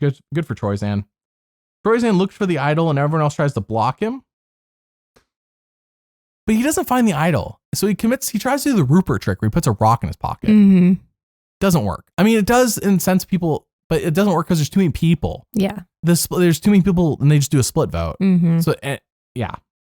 Or they could just do a split vote is my point. So anyways, he says this is his island and he wins immunity. It's him versus Tarzan at the end in the slingshot thing. So I don't know. I just want to throw out there it's him versus Tarzan because I feel like Tarzan should have won that anyway. It's just on its face value. Right, yeah. But it does go back to he can't be Tarzan, I'm Troyzan. The rivalry is real. All right. Troyzan and Sabrina fight at Tribal and Leaf voted off. Cool. Most of the season. Cool. Episode 11. Christina voted as who doesn't deserve to be there. Oh, when they go to the reward challenge. I was like, what is this note? Oh, yeah. So at the reward challenge, and this is the one where you are asked questions by Jeff and everyone has to reveal what they think the most popular answer was amongst them. And I love these questions when they're salty like this, like just mean questions. I love this. Who doesn't deserve to be here? Christina, like you almost unanimous. Yeah. I don't even know if Christina picked herself, but everyone put Christina. I don't think she ever picked herself, but she's always picked in every negative answer. Yes. By somebody at least. Kim voted as who they would trust the most with their life. Makes sense. Kim also Kat voted as the one who most needs a wake-up call. Accurate. Kim voted as the one person people would want to be stranded on an island with. Does Kim have like the most survival skills or something, or is she just that enjoyable to hang out with? No, she's just that fun to hang out with. And it's mostly women who answered that question, I'm sure. I don't know. I haven't seen the answers, but. Well, yeah, because if Jonas was there, he'd vote Chelsea because she's the hottest. But not even then, because Chelsea doesn't get Jonas's vote for the win. Yeah. So that doesn't necessarily mean. Yeah, no, it just, that doesn't mean he just anything. said that because it's just nonsense. Like, what? I'm like trying to wrap my head around. Probably because he had a little crush on her, but he still thought Kim was a better player. I don't know. Maybe this will convince Chelsea to go out with me. Yeah. Dumb. Dumb, da-dum, dum. Dumb, da-dum, dum. Yeah, exactly. So Kim ends up winning a reward. She takes Alicia and Chelsea with her. Chelsea. Yeah. So basically, this was Kim's original final three. For a second there, I forgot who Chelsea was. No. I know that's so crazy to say. No, this is not. She says to Chelsea, I'm taking Alicia, so she's not back at camp. Yeah. But I think at some point it was supposed to be her, Alicia, and Chelsea. It wasn't her, Sabrina, and Chelsea. That just kind of happens at some point, and we don't really understand why. Sabrina and Chelsea and Kim work together the whole time, I thought. Like they're constantly. I thought Sabrina, the final three at one point was supposed to be her, Alicia, and Chelsea. No, Sabrina is like the one calming Kat down back at camp because she's like, hey, Kim trusts us. We're the one she trusts. She doesn't trust Alicia. That's why she took her. Like Sabrina has been there the whole time. She wasn't as tight. Sure. But no, Sabrina, Kim, and Chelsea have been running the game the whole time. Okay. All right. That shows you how much. There was seriously a point where I was like not super paying attention. I think Sabrina was hidden a lot because they wanted you to vote for Kim. They wanted you to root for Kim to win because Sabrina gets 2 votes at the end. Yes. But I think Sabrina was the real runner-up. I mean, she was the one actually still in that alliance. I wish the show had painted Sabrina as a bigger person, a bigger character, I guess what I'm trying to say, so that we really went into Final Tribal like, who's going to win, Kim or Sabrina? Where it was like so blatantly obvious it was Kim. I wish the show had put more work into Sabrina's story is what I'm trying to say. Yeah. It made us root for Sabrina. I wanted like a Yule Ozzy where it's like, ooh, I like Ozzy. Ooh, I like Yule. Yeah, but it wasn't that close. So. Sure, but it would have made the season more interesting to be like, all right, well, we know it's between like Ghost Island. It's a future season. Sorry, I'm not trying to like get spoilers. No. There are seasons. It goes down to a future season where it's like boring, but there's two people here. Like it could be either of these people, and therefore inherently it makes it more interesting because you're like, all right, I know where this is going, but like, who's gonna win? In this case, like I know where this is going, and I know who's gonna win. Yes. Therefore, it's like, No, I get it. Yeah, that's what I'm trying to say. So, and there's other seasons where, like even All Stars, where Rob and Amber are falling in love, and it's like, well, one of them has to win, but kind of at the end of the day, they're both gonna win because they're just gonna give each other the money anyway. So, all right, a pig shows up at their camp. I wrote it down. I forgot to delete it. I guess it wasn't that important. They decided not to catch it and then they couldn't kill it. Yeah. Oh, and it was really from Kim's perspective. Was it? Yeah, she was like, "Oh, we just can't kill it." It's like supposed to make Kim look like a hero, but I'm like, "It's oh no, food. this was important because everyone was kind of mad at Kim for who she picked. Yeah, and Kat was mad at Kim, and then they get back and they're like, "There's a little bit of drama," but then a pig shows up and they all chase it and it's fun. Yeah, so it broke the tension. And Troyzan says his tribe wouldn't know what to do with the pig even if they caught it. Yeah, like Troyzan, would you know what to do with the pig if you caught it? That's what I want to know. Probably not. No. Yeah. I know that bacon comes from the pig. Do I know how to get bacon off the pig and eat it and cook it? No. Just roast it over the fire. Gut it, spit it, and roast it over the fire. Yeah, totally. All right, so Troyzan says Chelsea's final 3 and Kat doesn't believe him. Troyzan's correct. Troyzan tells everyone that Kim is a real challenge threat.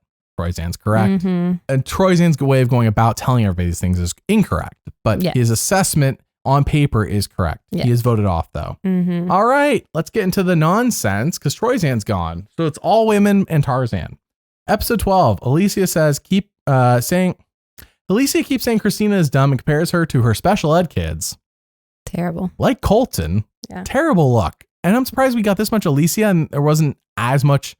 I almost feel like over the course of like 12 or 13 episodes, I should have had a Colton amount of content from Alicia in terms of bad stuff. And yet somehow, no, Colton in 4 episodes did more than Alicia did over like 12 or 13 in terms, but they both seem like just bad people, I guess. I don't want to say that. I think they want Alicia to be the villain that Kim takes out, obviously. Yeah. Like at the end. They should have built her up more. But also at the same time, like how it seems like most of her villainous stuff is just being rude and mean to people. And how much do you really want to just show that on TV? Like, well, they constantly leaned into it for Colton for 6 episodes. Well, I know. I understand. And they loved Colton. They wanted to bring him back for another season. I understand. That's why I'm saying like Alicia seems like the female version of Colton in some ways, obviously not the same person. You think it would be enough, but I guess not. All right. So we get these Sprint loved ones. Yeah. I don't know how much longer we got Sprint for, but I know that Sprint like sponsors the fan favorite award through at least season 26. So I think Sprint's here for the next couple seasons for the loved ones. I don't know when that switches, but anyways. So Kat, her loved one is her cousin Robbie, and they're so weird. Can you describe what we watched? What even happened? I don't fully understand. Don't know if I could either. They just start what actually happened? Like what physically Robbie happened? runs out, Kat drops on the ground, starts crawling towards him. They're screaming, then they start like saying words that aren't words, and they're hugging and jumping up and down. I don't know. It was like 2 toddlers meeting on the playground. Do you think Kat and Robbie ever kissed? No. Okay. Well, the kissing cousin thing is a trope. It's a thing. And just like the way they interacted, I'm like, are we sure they're not like actually into each other? Or is it more like, so it's either A, they like are into each other, and I'm not like, I don't know how to say that. Like it's just the way it came across. Okay. It was a little weird. Mary's rolling her eyes at me. It was a little weird. Or they're like 2 little children, which I also buy because Kat is so immature. So is Robbie like the female Kat, and they're both like 5-year-olds with each other. I'm not saying it's A, that they're kissing, that they never kissed. I am saying though, it was a little weird and it made me wonder, ask questions I never should have asked. It almost goes back to like season 1 where Greg and his sister are flirting with each other during the loved ones, which was a little weird. Mary's giving me looks. She hadn't seen season 1 yet. Trust me on that one. Rude even goes, I think there's incest happening here. Oh my gosh. Yep. So when I say this, it doesn't have any, it's not like I didn't made it up from nowhere. I'm like, it's a little context. So, I mean, sure. I see how people could think that. I just like, so weird. It's weird. It's just a weird dynamic. And like, I don't know. Just don't want to accuse anybody of anything. But at the same time, like, it just made me like question a lot of things. I don't remember Kat and Robbie ever. This was my instinct when we watched it. I remember other loved ones visit. I did not remember this one. It truly seemed to me like 2 kids, like 2 5-year-olds meeting on the playground and just being dumb. 5-year-olds thing. All right. So Kat wins reward and takes Kim and Alicia. She says, this isn't strategy. I just want to hang out with Kim and Alicia and get drunk. Basically. Which is strategy still. The Kat doesn't view it like that. Because as you just said, Kat might be like a 5-year-old on the playground with her cousin. Mm-hmm. So anyways, everyone back at camp is mad at Kat because apparently what matters the most now is Christina's well-being. Even though we've been dunking on Christina for 12, 13 episodes now. No, it's because of the loved ones and because Christina's dad had kidney failure and people were like, Christina should be spending time with her dad. Also, I do think people are probably guilty for being so mean to her this whole time. Feeling guilty? Yeah. Feeling guilty. Because what has Christina really done to them? And trying to make up. They just don't mesh with her personality. That's really all it is. Yeah. And people were mad that Troyzan couldn't be with his love. I forget what her name was, his wife. And Kat didn't pick her. Here's the thing. If everyone wanted Troyzan and Christina Tarzan. Sorry, yes. Tarzan and Christina to have loved ones. Why didn't everybody throw the challenge and let them win? Yeah. Except for Kat, who clearly didn't care. Exactly. But it wasn't like it was Kat, Christina, and Tarzan on track to win. It was like Kat and Kim and like, okay, get out of here with your guilt tripping nonsense. You guys were not like, okay, sure. I believe that they want to take Tarzan, but like, when did we start caring about Christina? We've been dunking on her the whole show. Any chance to talk about Christina, it's like to dunk on her. Mm-hmm. So anyways. Yeah. So everyone back camp's mad at Kat. Kim wins immunity and Kat says at Tribal, blindsides are fun. And then she gets blindsided. Yeah, because she thinks she's blindsiding Sabrina, I think. I don't remember. Kat is fantastic. I'm glad they bring her back. Yeah. All right. Tarzan tries to convince. So Tarzan, now that he's seen his wife, apparently that was his big goal of the season, is now trying to play the game. And I think Tarzan was actually better off not playing the game, frankly. He doesn't realize that in the moment. Yes. But his best move is actually to play dead and just go to Final Tribal and then hope that the men vote for him over the women. Yes. Like that was really actually his best move. Yeah. Tarzan tries to convince Kim to take Alicia and Christina to the final 3. He's like, you'll take me to 4 and vote me off. I get that. Mm-hmm. I think Tarzan, he can present ideas, but he keeps presenting like where he should land. And he probably shouldn't even mention that. Yeah. I almost wonder what do you think about this strategy? His strategy should be telling people what their best move is and don't mention yourself at all. Like don't mention where you fall into any of this. Well, I don't think that's necessarily a strategy because then they will be like, okay, and so where do you see yourself? Like, why are you offering me this great final 3? Like, what's in it for you? People are always going to ask what's in it for you. So you need to have an answer ready for that. Do you need to like flout it? Like, oh yeah, I know. I'm just going to be at 4. It's fine. No, but like you need to have an answer for that. Yeah. Yeah. So I think it was obvious that he was changing the way he was playing. Yes. He wasn't like this the whole time. So it just came across like, what is Tarzan doing? This is different. Well, and also he really was telling both sides the same thing. Like he was telling Kim, oh, you should take Alicia and Christina. And he was telling Alicia, oh, you should take Christina and me because you can't beat Kim. And yeah, you know, it's a whole thing. Anyway, Chelsea promises Christina a reward. So instinctively, because we watched the show before, we knew Christina was not going to get the reward. Yeah. Chelsea was going to win and then not take Christina because that's how the show worked at this time. So yeah, shockingly, that's what happens. Though I think it's because Christina goes and snitches on Chelsea to Kim. Yeah, which is why people don't like her. No, I get why. It just seems like Christina's blamed for everything. Like Christina's just like the bane of everyone's existence when really it should have been Colton. Tarzan tries to convince Alicia and Christina to take him to final 3. And it's like a whole thing. Alicia and Christina snitch to Kim. Alicia wins immunity barely over Kim, I want to point out. Kim almost had 5 wins this season. Like this Alicia win is seconds. Yes. Is that close? Kim, by the way, 5 would have tied the record. Ozzy and I'm forgetting his name from season 12. Oh, shoot. Terry. They have 5 wins. Tom I believe had 5 wins in season 10. That's the record. That's the record. 5. That's crazy. By 10, 12, and 13, 5 wins, individual wins. Kim almost tied that here. That's cool. So yeah, she was that close. Tarzan wears Kat's panties on his head and says it's fine, microbes.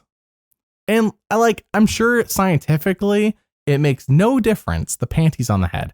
It is the optics to everyone else, the panties on the head, especially Kat's panty, who she's not there, by the way, to consent to this. She's not there to be like, oh yeah, wear my panties on her head. That's funny. It's somebody's out of the game. So it's like against their will almost. Yeah. It's weird. It is. And then to flaunt it at Tribal that you did it. And Kat's like, Kat's very salty, but just like everything feeds into Kat's saltiness. Yes. She's like, I think she calls the women bees at some point. Mm-hmm. Like, she's just so salty. Tarzan is voted off, which is a mistake by Alicia and Christina, but Christina was never talking strategy from what we saw. Yeah. I mean, not really. And Alicia thought she was smarter than she was, basically. Basically. So. Tarzan's voted off. Yay, finale. Kim says maybe Chelsea needs to go. And I wrote down, this is just nonsense to fill time because I already knew Chelsea's going to final 3. I already knew Kim wasn't voting off Chelsea. Chelsea was eligible to go and Kim doesn't do it. This is nonsense. I wrote down because that's how, but the show has nothing going on. They actually played the whole theme song during the finale, which they didn't do in like any of the other episodes because they had nothing to do with this finale, which is wild. Well, I think you do want to hear Kim weighing that out because it is smart to think through like, do I want to take the strong person with me that's been with me the whole time or not? Do I want to take the person who played the same game as me or not? And a lot of people do struggle with that question. Like, yeah, you know the end result, but I feel like Kim actually did consider it because she considered all her options, as we've seen. Thanks for that. Her option, she wins immunity and she has so many options. Really, I guess I forgot to write this down, but it was the last episode where Kim's like talking to Chelsea about something strategically. And I could not hear a word they were saying because all I hear was dun, dun, dun. It's like the sad music they've been using since like season 1 or 2 for when something legitimately sad is like happening. But here it's like a conversation with her and Chelsea. And I already know their final 3. The show knows their final 3. Yeah. And I don't buy into the drama. I almost bought it because she was telling Chelsea she didn't know if she had the numbers to save her. And Chelsea was like, well, then use your idol. And Kim's like, I don't know if I'll use my idol. But they end up having the numbers to save her. So as everyone was listening to me mockingly do the music as you talked is the same way I heard the show. Yeah, I know. I understand. Doing the stupid music during that comment. Get out of here. All right. So yes, I understand Kim. It's good to hear her perspective and point of view. The show's storytelling this season is horrendous. And we'll get into that here because I think it really shows everything here. So Alicia is voted out, has, well, as I said, some of the best Ponderosa videos are between her and Kat. For chaos. Do not go into expecting holding hands. Expect chaos. All right. Kim wins her 4th immunity, and Christina's voted off. Really, she doesn't even challenge it. Christina's like, yeah, I know I'm going. Yep. Oh, I hate Christina. She ruined everything. So go to final 3, and Sabrina cries, and I'm like, oh yeah, it's time to get to know the people who are in the final 3. This is what I mean by the bad story. What? We're just now finding out Sabrina's like a high school teacher in a bad part of Brooklyn and she wants her kids to like see this view and feel the same. I'm like, that's good stuff. Yeah. It would have been good to hear it right before Final Tribal. Kim's recently divorced. What? That would have been good to know. I'm not saying I want sob stories, budget era sob stories, but I'm saying this could have been said earlier in the season. So at least I could like know the people. I feel like we just saw chaos. And we had so much dead time, in my opinion, from episode 5 to now that we could have heard these things earlier. But nope, had to wait till now. Now's the time to get to know people. Chelsea, I don't even know what her sad story was. She really didn't have one. She was just like, I'm so grateful to be here. I'm so excited that I finally made it final 3 or something like that. That was basically it. Tarzan asked me about my boob job, made me feel a little weird. Chelsea didn't really have one. All right, so we go to Final Tribal. And again, like last season, the jury is 9 with a final 3. And again, it's like, what if the jury had gone 3-3-3? What was supposed to happen? I don't know. Jeff's never answered that question. He avoids the question. And they haven't done it since, in my opinion. I don't know if they've had a final 3 with 9-person jury since this season. Don't quote me on that. But it's like, what happened if they had a tie? Would at the live reunion, they do a fire making challenge? I don't know. I think is that what it was going to be, a fire making challenge for the $1 million? Because I'm like, what else would it be? I don't know. I don't know either. I think it's a fire making challenge for the $1 million. But they don't do that at the live reunion when they reveal the votes. I don't know. I'm just like trying to I can't wrap my head around like what they would have actually done in this era of the show to break a 3-way tie by the jury. Do they have them revote and tell them you can only vote for 2 people? Like, how would you even do that? You can't do that. Draw rocks. Okay, here's another idea. They do a fire making challenge. They have a tie vote. This is more interesting than what actually happens. They have a tie vote. They do a fire making challenge to see who's eligible to actually get votes. So the 2 people who finish fastest on the fire making challenge are eligible to get votes. The jury has to revote for one of those 2 people. That's terrible, but sure. Them having the chance to have a tie vote and no explanation as to how it was going to break is worse, in my opinion, than what I just said. I don't know what they would have done. I would love to hear what people had to say in the comments on this one. All right. So anyways, Chelsea stands when she gives her opening speech. What do you think about that? Is that a good idea? Apparently not, because it didn't work for her, but I don't think it really matters if you stand or sit. Sitting, you might seem more relaxed and humbled. Standing shows you're nervous, but I don't know. I kind of agree with Chelsea. If I'm giving a speech, I want to stand up, but I think instinctively you want to stand up, but I think maybe optics, if you're above the jury, you're never above the jury. You don't want to be above the jury. Yeah, you're like almost eye to eye with the jury because they're sitting higher. But it's kind of like you want to be below them so you seem more humble, I guess. I don't know. I'm not sure if this actually affected anything. I don't think it really affects anything. I just thought she asked to do it and then he allowed her to do it. I'm like, all right, I wonder if that affects anything. All right. Really what's most important though is she says she played without an emotional connection, whereas Kim had one and she hopes it helps her. It does not. It does not. It does the opposite, actually. Jonas tells Chelsea, as we've alluded to multiple times, that she was picked as the hottest girl by the guys. And the guys' reaction, by the way, is not, I wanted Jonas to tell her this. Let's applaud Jonas. It was like kind of an embarrassed look. Yes. Like, why is Jonas telling them our secret conversations? Yeah. By the way, for those who are not teenage guys / guys in their early 20s, this is conversation guys have. It's also not conversation you tell the girls that you were talking about. Who's the hottest? I don't know if girls ever talk about this, Mary. You can let me know. Do girls ever go, ooh, he's the hottest guy? Of course. Okay. But yeah, again, like that doesn't, you just don't tell the other. This is just a conversation you have. You don't tell the other gender about it. Mary's giving me eyes. Sure, if you're in middle school, I don't know. No, these are people in their 20s and 30s. I know, so it shouldn't matter. What I'm saying is that this is dumb. It's just dumb. It's just dumb. Even one thing, he's like, Chelsea, you're the hottest, therefore I'm voting for you. And like, okay, that's dumb, but at least like there's a reason to saying it. Or you tell her like in a conversation, you don't tell her on TV with a bunch of people watching. Like, it's just dumb. Anyways. Like, what's the goal? Yes, what's the goal? Chelsea's like, oh my gosh, I've always wanted validation that I'm hot. Hence the boob job. Thanks, Tarzan. Oh, thank you, Joan. Like, what was he wanting out of this? That's what I'm trying. Like, what's the goal? He said it though, and he's such a goof is the only word I'm going to use here. Goof. Mary's like, there's other words. Christina asked Chelsea why she hates people, and I wrote brilliant. Christina coming out hot with a question. Yeah. Why do you hate people? Brilliant. That's the perception people have of Chelsea. That's why she loses. Tarzan spends his entire time waxing poetic about his wife. Yep. And then Chelsea actually, I think, takes advantage of this. Doesn't work for her. She didn't get a vote. But she like talks about how him and his wife really motivates her and wants her to do better, like have a good relationship. And I'm like, good for Chelsea. Like, she's like on the verge of tears or she is crying. And I'm like, it seems legit. It's not like she's just saying it, like emotionless. Sure. It seems legit. But is it going to help you win? It has nothing to do with the game. So if she had gotten a vote from Tarzan, it would have been good. I think it was too far gone, I guess, at this point to get a vote from Tarzan. By the way, who are the two people who voted for Sabrina? Could you look that up real quick? Because I didn't write that down for some reason. I'll look it up. Leaf seems super hurt by his vote off. That's it. That's all I really know about Leaf. I slept in a box and he's hurt by his vote off. All right. Alicia is so salty, but she compliments Kim. And I think that's the only hint we really got that Alicia's voting Kim. Kat is really hurt by Kim.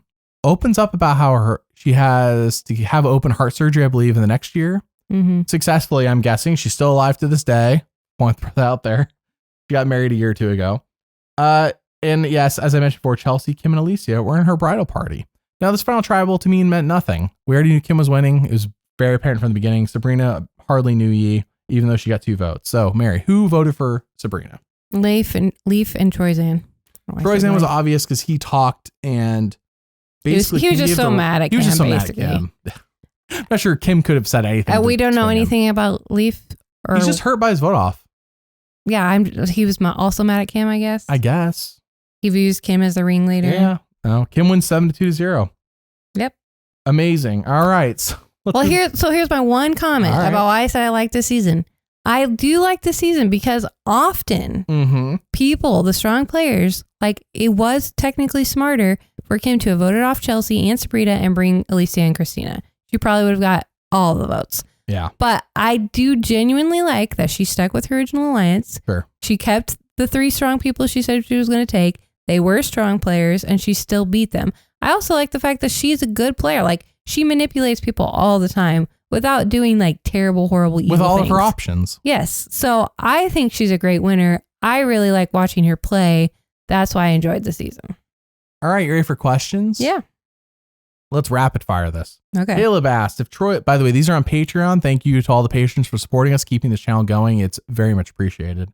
Caleb asked if Troy Zan would have gotten to Final 3, I'm guessing by winning out on immunity challenges, how else would he gotten there? Who do you think he should have sat next to in the Final 3 to win? Who do you think he would have chosen, I guess? Because Troy Zan was a bit emotional too. Christina and Alicia. Christina, Alicia. What about Tarzan?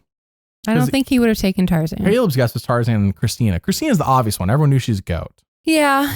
I mean, I could see Tarzan as well, but like they were constantly fighting and had this beef, and Troy Zan is a bit emotional. And I think he would have thought, I'm going to make sure all the guys vote for me and I'm going to take the most annoying girls. Like, but you know, I don't know. I think you have a good guess. We really don't know without asking Troy Zan. All right. Laura and Billy kind of have the same question, so I'll ask it as one. And we kind of talked about this already. Should the show ever bring back the One World twist? My opinion, yes. What about you, Mary? Yes. And how would you integrate it into the budget era? And I said returning season so that they don't have to do a split of men versus women. Just do everyone. All right. Next question is from, I'm going to butcher this. It's Jairo. I'm sure it's pronounced differently than I want to say it. So I'm not going to say it. I want to say gyro, but I'm not sure that's right. All right. Who is more dominant as a winner? This is going to be a deep cut real quick. Kim Spradlin from 2012. Who's the best winner from 2012? Kim Spradlin, who won Survivor One World, or Rachel and Dave from The Amazing Race 20, who won 8 legs out of like 11. Now, you may not remember them, Mary, but they kind of hated each other. Rachel and Dave did. I think I remember. Who's more dominant as a winner? That's so hard. It's like apples and oranges because Amazing Race is such a different game than Survivor. I think Rachel and Dave were more dominant as winners because like there was never a hint they were ever going to like lose. Get out. Like I think like the worst they did was like maybe like a 3rd place finish. Like they got first almost every leg and they hated each other the whole time. So it made their winning even more impressive. And Kim, actually, some people did see her threat and want to get her out. Mm-hmm. I don't know. I mean, if I had to pick Rachel and Dave, but like you're right. It's like not the same show. Sure. I get it. Yeah. Jess says, would the One World theme this season work better if it wasn't split by gender? Same cast, I guess. Same cast? No. Same twist. I don't think it would work as well. Different split. Okay. I think, yeah, part of it was the men versus women. Patrick asks, who was more dominant as a winner, Brian Heidick or Kim Spradlin? You've never seen Brian Heidick's game. I'm going to say Kim Spradlin. But one day you'll have to see Brian Heidick's game, I guess. Jonathan asks, would you bring back the future One World season to a future One World twist to a future season? I already said yes. All right. And Katie asks, is there anyone from One World you would like to see play again? We've already seen a few of these people actually play again in the future. Mm-hmm. Colton comes back, Kat comes back, and Monica comes back. And Kim comes back, actually, for Winners at War. Right. A Troy Zan, I guess. Troy Zan comes back as well for Game Changers. Oh, yeah, he does. So like 5 of the 5 people in this cast come back for some reason. Yeah. Maybe Jonas to see if he's improved because he wasn't a bad player. Okay, he was a bad player. Jonas is terrible. Tarzan, but it's way too late now. He's got to be. He's got to be old. 12 years ago is the time of us recording this. So, yeah. And he's got to be too old to be playing again, in my opinion. All right. That's all the questions I got here. Do you have anything else, Mary? No. Okay. Well, I don't know if this is our shortest podcast, but I tried to keep it shorter. First 4 episodes are really the best. That's the part to rewatch. Mm-hmm. So. All right. Well, thank you all for listening. We actually don't know what season we're deep diving next because this is the patrons are finding out right now. People on YouTube as well. Nice. Patrons are going to pick what season we cover next. That's going to be the 5-year anniversary for this channel. I won't say present, but it's like I want to do something different. I want to celebrate the channel's 5-year anniversary in September. I'm going to let the patrons pick what season we're going to do after One World. So is it Philippines next time? Maybe, but it could be something else. We'll find out. Cool. All right. We'll see you all next time. Bye. Bye.